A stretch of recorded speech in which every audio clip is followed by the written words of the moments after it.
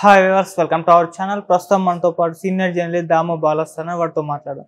నమస్కారం సార్. నమస్తే sir, Bengaluru rave పార్టీకి సంబంధించిన ఎఫ్ఐఆర్ని రిలీజ్ చేశారు. అలాగే నటి హేమ ట్రావెల్ చేసిన ఫ్లైట్ టికెట్ని కూడా రిలీజ్ చేస్తారంట కదా. అసలు ఎఫ్ఐఆర్లో ఏముంది, ఫ్లైట్ టికెట్లో ఏముంది? మరి హేమ గారు చూస్తున్నాం, తన పేరు ఉన్నప్పటికీ కూడా తను అక్కడ లేను, పార్టిసిపేట్ చేయలేదని బుకాయిస్తూ వస్తుంది. ఎందుకంటారు అసలు ఏం జరిగింది సార్? ముందుగా వాళ్ళు ఎఫ్ఐఆర్ రిలీజ్ చేశారు. CCB central crime branch Bengaluru వాళ్ళు హబ్బగుడి పోలీస్ స్టేషన్ పరిధిలో జరిగింది కాబట్టి ఆ స్టేషన్లో ఎఫ్ఐఆర్ నమోదు చేశారు. ఆ ఎఫ్ఐఆర్ని మీడియాకి రిలీజ్ చేశారు వాళ్ళు. ఆ ఎఫ్ఐఆర్లో వాళ్ళు మొత్తం అక్యూజ్డ్ నెంబర్ 8 వరకు పెట్టారు.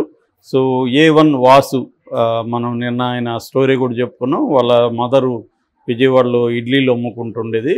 దాని నుంచి అతను చదువుకున్నాడు. 2 అన్నలు, ఒక అక్క. సో అక్కడి నుంచి అతను క్రికెట్ ప్లేయర్గా ఆడదాం అనుకున్నాడు. క్రికెట్ ప్లేయర్ కూడా ఆడేవాడు, కానీ దాంట్లో ముందుకెళ్ళలేక బుకీగా మారిపోయాడు. అక్కడ నుంచి బుకీగా ఉండి అనేక బెట్టింగ్లు అవన్నీ కండక్ట్ చేయడు. దాంట్లో బాగా డబ్బులు సంపాదించాడు. అలాగే రేవ్ పార్టీలు కూడా ఆర్గనైజ్ చేయడం మొదలుపెట్టారు. అలాగే తన బర్త్డే పేరుతో అక్కడ రేవ్ పార్టీ బెంగళూరులో తనకు తెలిసిన ఫ్రెండ్ ఉన్నాడు గోపాల్ రెడ్డి అని, వాళ్ళ గెస్ట్ హౌస్లో ఇది జరిగింది, ఫామ్ హౌస్లో ఇది జరిగింది. సో దీనిలో ఎఫ్ఐఆర్ ఏముందంటే A1గా వాసు ఉంది, అతనే కండక్ట్ చేశాడు కాబట్టి అతని తరపున మేనేజర్ అరుణ్ అని అతను మొత్తం కోఆర్డినేషన్ అంతా అతను చూసుకున్నట్టుగా కనబడుతుంది. అతను A2, A3గా Nagababu, A4 Randhir, A6 Gopal Reddy. So వీళ్ళు ప్రధానంగా వీళ్ళ నలుగురిని A6 వరకు పెట్టారు. సో వీళ్ళు కాకుండా A7 68 మేల్స్ అని పెట్టారు. అంటే 68 మగవాళ్ళని కలిపి A6గా, A7గా 30 మంది ఫిమేల్స్ అని పెట్టారు. వాళ్ళ పేర్లు ఏమి రాయలేదు దాంట్లో. మేబీ అడిషనల్ షీట్స్లో వాళ్ళ పేర్లంతా కూడా రాస్తారనుకుంటా. ఇక్కడ వరకు పెట్టారు, అందుకని వీళ్ళ పేర్లు ఏమి రాలేదు. కానీ అన్అఫిషియల్గా రిలీజ్ అయిన వాటిల్లో హేమ కృష్ణవేణి అని చెప్పిందంట వాళ్ళకి. అందుకని హేమ అనేది కన్ఫ్యూజన్కి కారణం ఏంటంటే ఆమె అక్కడ వాళ్ళకి చెప్పేటప్పుడు కృష్ణవేణి అని చెప్పింది అంటున్నారు. కానీ ఎప్పుడైనా వాళ్ళ ఐడి కార్డులు ఇవన్నీ కూడా తీసుకుంటారు కదా. సో మనం అక్కడ దొరికినప్పుడు దొంగ పేర్లు చెప్పి చాలామంది అనుకుంటున్నారు. హోటల్కి వెళ్ళినప్పుడు కూడా మ్యానిపులేట్ చేసేవాళ్ళు. ఇప్పుడంటే హోటళ్ళల్లో కూడా ఆధార్ కార్డు లేకుండా ఎవరు యాక్సెప్ట్ చేయట్లేదు. ఇంతకుముందు దొంగ పేర్లు చెప్పేవాళ్ళు. ఎప్పుడైనా దొంగ పేర్లు చెప్తే పోలీసులకు దొరికితే ఇంకా డౌట్ వస్తుంది. ఎప్పుడైనా ఇవాళ ఏంటంటే సీసీటీవీలు, సెల్ ఫోన్లు, ఐడీలు ఇవన్నీ ఉన్నాయి కాబట్టి ఎక్కడైనా కూడా మనం ఓపెన్గా ఉండడం మంచిది. అది లేకుండా ఇప్పుడు ఈమె ఓపెన్గా ఉండి సైలెంట్గానా ఉండాలి, లేదు అవును నేను పోయాను తప్పేంటి అనేదన్నా ఉండాలి. పార్టీకి పోతే తప్ప అనేక సార్లు నేను పోతుంటాను, దీనికి కూడా పోయాను అనేది చెప్పచ్చు.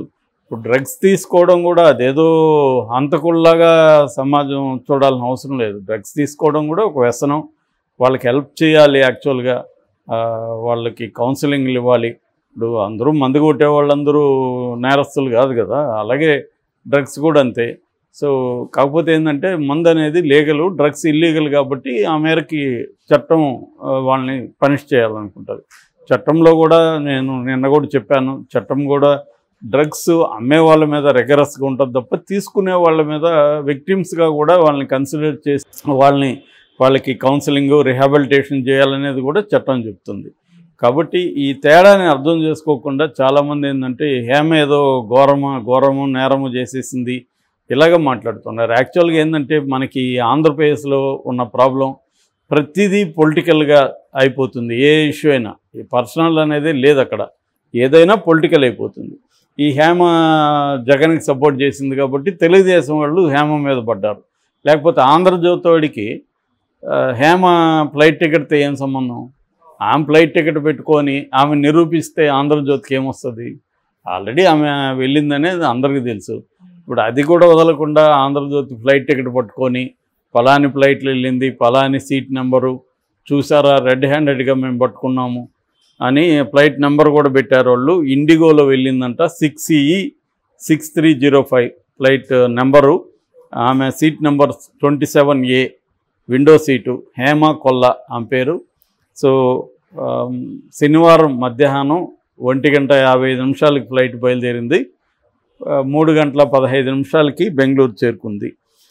ఆమెతో పాటు కాంతి, రాజశేఖర్ వీళ్ళిద్దరు కూడా వెళ్ళారు. ఇది ఆంధ్రజ్యోతి కనిపెట్టిన సంపాదించాము అని ఏదో పెద్ద ఇన్వెస్టిగేటివ్ జర్నలిజం లాగా రాసుకున్నారు.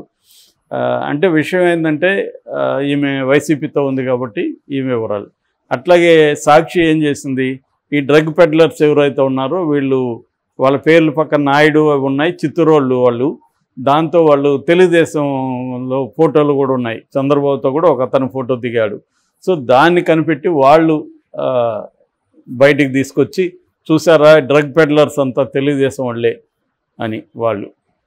ఇక్కడ ఏంటంటే ప్రతి ఒక్కరికి ఎవరితోనో సంబంధాలు ఉంటాయి, లేదా ఫోటో అడిగినప్పుడు తీసుకుంటారు. ఇప్పుడు చంద్రబాబు ఎక్కడికి వెళ్తాడు, అక్కడ ఉన్న చాలామంది వచ్చి ఫోటోలు తీసుకుంటారు. ఆ మధ్యన పెళ్ళికి పోయింటే చంద్రబాబు వచ్చాడు, దాదాపు ఒక 1 అవర్ ఆయన ఫోటోలకి కేటాయించాడు. అక్కడ ఉన్న వాళ్ళందరూ ఫోటోలు తీసుకున్నారు.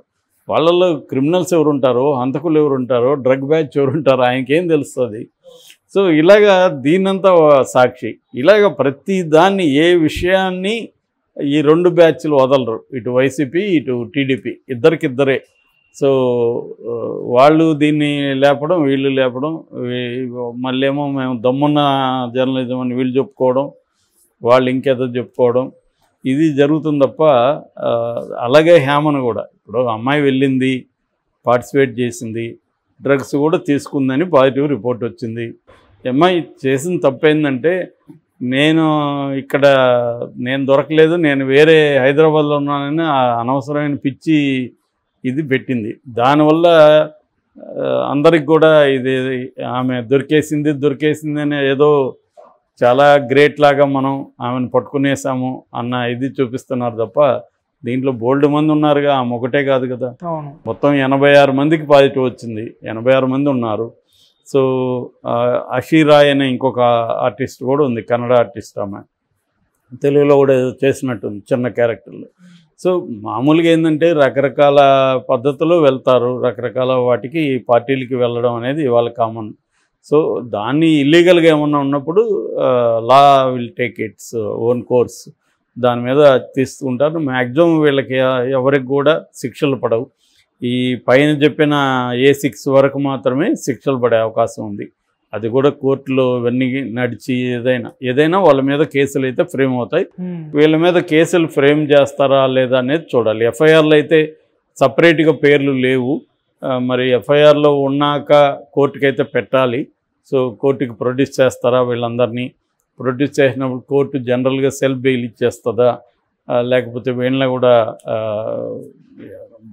రిహాబిలిటేషన్కి పంపేమని చెప్తుందా, ఏం చెప్తుందా అనేది మనం చూడాలి. అది 1-2 రోజుల్లో క్లారిటీ వస్తుంది. Okay sir. ఏదేమైనా హేమ మీద పెద్ద విలన్ లాగా చూడడం కరెక్ట్ కాదు. ఆంధ్రజ్యోతి అక్కడ తాకుండా ఆమె ఇక్కడ సినిమాల్లో ఉన్న ట్రెడిషనల్, బయట అంతా మోడర్ను అని చెప్పి జీన్స్ ప్యాంట్లు అవి వేసుకుండే ఫోటోలు అవన్నీ వీళ్ళేమీ కనిపెట్టింది కాదు. ఆమె ఇన్స్టాగ్రామ్లో ఆమె పెట్టుకునింది. ఆమె ఇప్పుడు లండన్ వెళ్తారు, అక్కడేదో జీన్స్ వేసుకొని కొద్దిగా మోడర్న్ డ్రెస్ వేసుకుంటారు. దానేదో వీళ్ళు కనిపెట్టినట్టుగా ఆమె వాళ్ళ కూతురు ఫోటోలు ఇషా అని ఇవన్నీ ఆంధ్రజ్యోతి బయట పెట్టాల్సిన అవసరం ఉంది. వాళ్ళు కూడా జీన్స్లు వేసుకుంటారు, వాళ్ళు కూడా మోడర్న్ డ్రెస్సులు వేసుకుంటారు. అక్కడ పరిస్థితులను బట్టి చాలామంది వేసుకుంటారు. ఉండదు జర్నీలో కంఫర్టబుల్గా ఉంటుందని కూడా వేసుకుంటారు. సో దాన్నంతా ఇక్కడ పెట్టి చేయడం అనేది, అంటే ఇదంతా ఏంటంటే తెలుగుదేశం వైసీపీని బదనాం చేయాలి. సో ఆల్రెడీ జగన్తో కూడా ఈమె దిగిన ఫోటోని వాళ్ళు వైరల్ చేస్తున్నారు. సో వైసీపీలో బ్యాచ్ చూడు, డ్రగ్స్లో అన్న రేవ్ పార్టీలో వీళ్ళే ఉంటారు అని వాళ్ళేమో అసలు రేవ్ పార్టీ కండక్ట్ చేసిందే తెలుగుదేశం వాళ్ళు, డ్రగ్స్ సప్లై చేసిందే తెలుగుదేశం వాళ్ళేమో వైసీపీ చూస్తుంది. ఇలాగా 2 వైపుల నుంచి కూడా ఈ రేవ్ పార్టీ ఇష్యూని ఉపయోగించుకుంటుంది.